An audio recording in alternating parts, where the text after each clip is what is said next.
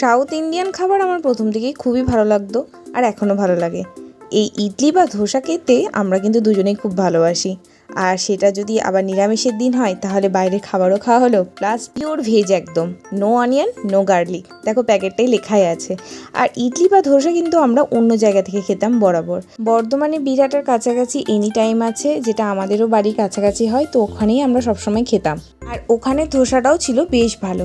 তো যাই হোক, প্যাকেটটি শুরুতেই তোমরা কি দেখতে পেলে, খেয়াল করলে যে একটা প্যাকেটের উপর বি লেখা ছিল, মানে ওটা বাটার দেওয়া ছিল ওই ধোসাটার ওপরে, আর বাকি একটা ধোসা ছিল নর্মাল।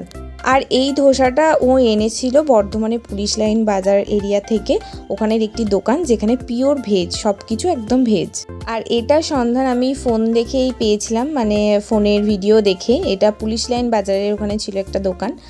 আর এখানের এই মশলা ধোসাটাও বেশ আমাদের ভালো লাগলো। এর সাথে দেখো 2 রকম এখানে চাটনি দিয়েছে। আর এটা হচ্ছে সাম্বারটা, যেটা ভীষণ একদম গাঢ় ছিল আর খেতেও খুবই ভালো ছিল। সব মিলিয়ে আমাদের দুজনের খাবারটা বেশ পছন্দ হয়েছে। আর তোমরা কারা সাউথ ইন্ডিয়ান খাবার পছন্দ করো অবশ্যই জানিয়ে। তো চলো টাটা।